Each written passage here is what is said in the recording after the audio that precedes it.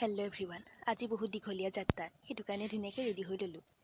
এই টিকাফটা ৰোডত যাবলৈ ওলালোঁ। চেণ্টাৰত কাম এটা আছিলে, বেংকৰ কাম। যিহেতু বেংকৰ কাম বহুত দিগদাৰ, মই বহুত বেয়া পাওঁ কৰি, কিন্তু কৰিবই লাগিব, উপায় নাই। তাৰপৰা ধুনীয়াকৈ কিবা এটা লৈ আহিলোঁ, একাপ চাহ খাম বুলি ঘৰত। খাই মেলি আকৌ কামত লাগি গ'লোঁ। ষ্টিং পেইণ্টিং আপোনালোকে কৰিছেনে বাৰু? আমাৰ ইয়াত কিন্তু বহুতেই কৰিছে দেই, আৰু ময়ো কৰিছোঁ কিন্তু। তাৰপিছত খাই মেলি ধুনীয়াকৈ কাম চাম কৰি মেলি কমপ্লিট হৈ গ'ল। কাপোৰযোৰ এইযোৰ দেখিছেনে, ধুনীয়া লাগিছেনে বাৰু? তাৰপিছত ঘৰত আহি আকৌ ইয়াত লাগি গ'লোহি। এইযোৰ আকৌ মই গুঠিছিলোঁ হাতেৰে, মই গুঠা কাপোৰ ভাল পাওঁ।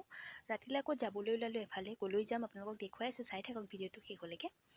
দুইজনে ধুনীয়াকৈ ৰেডি হৈ লৈছোঁ, হৈ মেলি ৰাতি টেম্পুত যাবলগীয়া হ'ল। একো আপোনালোকক দেখুৱাবই নোৱাৰিলোঁ, বহুত আন্ধাৰ নিচিনা হৈ আছিলে। তাৰপৰা গৈ পালোঁগৈ, তাৰপিছত ধুনীয়াকৈ ভাত চাত খাই মেলি ল'লোঁ। ভাত সাজ আকৌ বৰ সুন্দৰকৈ দিছিলে দেই। খাই মেলি আকৌ কি আজি ভাওনা আছিলে, ভাওনা চাবলৈ আহিছোঁ। মেকআপ কৰি আছিলে, মেকআপ চেকআপ কৰা চাই মেলি একেবাৰে ভাওনা চাবলৈ গ'লোঁ। বৰ ধুনীয়া লাগিলে, ভাওনাখন বৰ ধুনীয়াকৈ পাতিছে দেই। চাই মেলি আকৌ ভাওনা চাই মেলি আকৌ ফটো উঠিবলৈ লাগে, কিন্তু ফটোখিনি ভাল নহ'লে, সেইটো কাৰণে বিৰাট ডাঙৰ দুখ আৰু মোৰ এইটো।